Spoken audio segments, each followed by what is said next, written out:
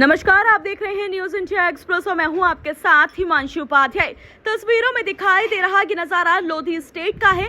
जैसा कि आप सबको पता है कि दक्षिण दिल्ली के पूर्व सांसद रमेश बिधूड़ी ने अपने आवास पर पत्रकारों से चाय पर चर्चा का कार्यक्रम रखा, जिस पर उन्होंने खुलकर मोदी सरकार के कार्य और 2024 के बजट के बारे में विस्तार से बताया।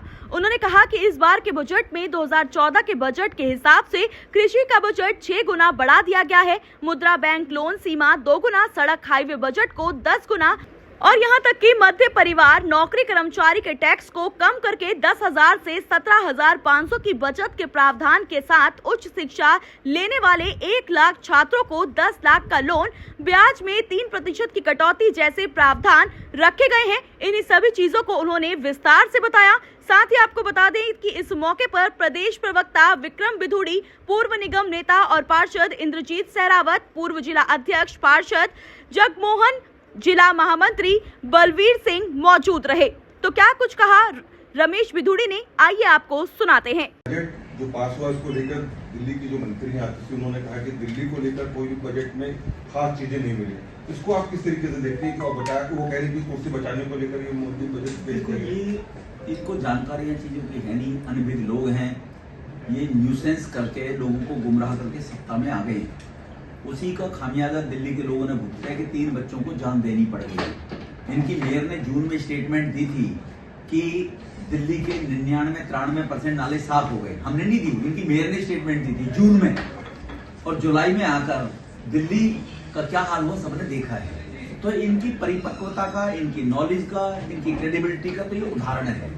मंत्री कहता है जुलाई में कि एलजी ने नाले साफ नहीं करने दिए अधिकारियों को, हमें काम नहीं करने दिया। मंत्री जुलाई में ये कह रहा है, जून में मेयर क्या कह रही है। तो यहीं से इनकी क्रेडिबिलिटी का पता लग जाता है। अब मैं आतिशी की बात पे आऊं तो आतिशी से पूछना चाहता हूं, आपका 73-74 हजार करोड़ रुपए बजट है दिल्ली की राज्य सरकार का। आप ये बताओ, देश के अंदर सभी राज्यों में पुलिस की सैलरी कौन देता है? सभी राज्य अपने बजट में से देते हैं, सभी राज्य देते हैं। दिल्ली में दिल्ली पुलिस के अधिकारी कर्मचारियों की सभी सैलरी, थाने चलाने का खर्चा 12,000 करोड़ रुपया का बजट केंद्र देता है, केंद्र ने दिया है। डीडीए के अंदर पार्क बनते हैं, सड़कें बनती हैं, फ्लैट बनते हैं, कुछ भी बनता है डीडीए में।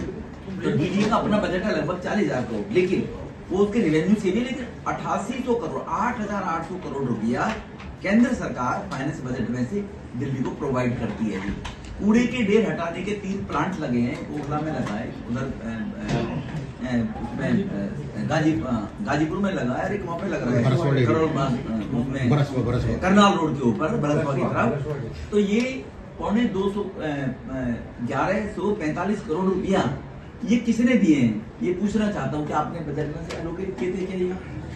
इसी प्रकार से सेंट्रल गवर्नमेंट के अंदर जो एम्प्लॉय काम करते हैं दफ्तरों में, उनमें राज्य सरकार किसी को पेंशन नहीं देती। 5,000 करोड़ रुपया, लगभग 4800 करोड़ वो केंद्र सरकार ने पेमेंट की हुई है।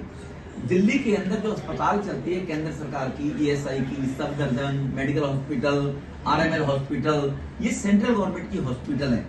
इन हॉस्पिटलों में लगभग 13,500 बेड हैं, और दिल्ली की जो अस्पतालें हैं उन अस्पतालों में मात्र 14,000 बेड है। तो आधे बेड केंद्र सरकार ही उनका खर्चा वहन करती है, चाहे सफदरजंग का हो, चाहे मेडिकल का हो, चाहे आरएमएल का हो, चाहे ईएसआई के हॉस्पिटल जितने भी हैं, उन सबका खर्चा कौन वहन करता है, ये आरटीसी को जानकारी नहीं है। अभी केवल एक जगह से विधायक बन गई, 3 बार कॉर्पोरेशन का चुनाव सब लोगों ने हरा के भगा दिया, 3 वार्डों में। लोकसभा में क्या शुरू हुआ है, सब कालका जी के लोगों ने उनको परिचय दे दिया, उनको आरटीसी जी को। इसीलिए गहराई से कुछ ना बोलते हुए, केजरीवाल जैसा गुरु है वैसे चेले हैं, हवा में बात फेंक दो और भाग जाओ, हवा में बात फेंक दो और भाग, ये इनकी पद्धति और प्रवृत्ति रही है।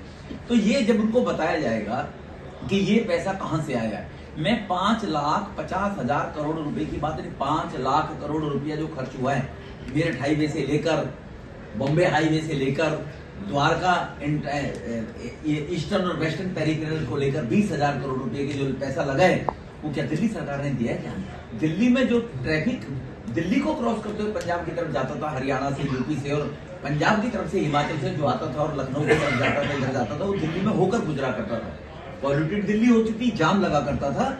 ये मोदी जी की सरकार के आने के बाद 2014 के बाद ही सारे रोड बने, जिनमें 5 लाख हजार करोड़ रुपया का खर्च आया है टोटल। तो इसीलिए पता नहीं उनको कहाँ किस दुनिया में जीते हैं, या लोगों को ये गुमराह करने वाली बात, दिल्ली को कुछ नहीं मिला, इससे ज्यादा दिल्ली को क्या केंद्र सरकार देगी, आप अंदाजा लगा सकते हैं। और बहुत से ऐसे मद है जो वर्बली मेरे भी ध्यान में नहीं आ रहे हैं, वो मैं बाद में भी बता सकता हूँ आपको, जो केंद्र सरकार के से खर्च किए जाते हैं। अब इस कोचिंग को लेकर बहुत बड़ा मुद्दा चल रहा है, इस पे क्या कुछ कहेंगे आप? देखो, ये सब दिल्ली सरकार से रिलेटेड सारे इश्यूज हैं, लेकिन किसी की समस्या को ये कहकर टालने की प्रवृत्ति देश के प्रधानमंत्री जी की, गृह मंत्री जी की, भाजपा की नहीं है। उस सभी सब कोविड के अंदर जब दिल्ली में हाहाकार हुआ तो गृह मंत्री जी को निकल कर आना पड़ा। संत निरंकारी के वहां पर जो बेड बने, या तुम्हारे यहाँ पर जो आर्मी के द्वारा बेड बनाए गए एयरपोर्ट के बराबर में, वो केंद्र नहीं बनाए। अगर इनके भरोसे छोड़ दिया जाता तो क्या असर होता दिल्ली के लोगों का? अगर दिल्ली के लोगों को पूरे देश के अंदर अगर वैक्सीन फ्री लगाने का काम किया तो केंद्र सरकार ने किया था।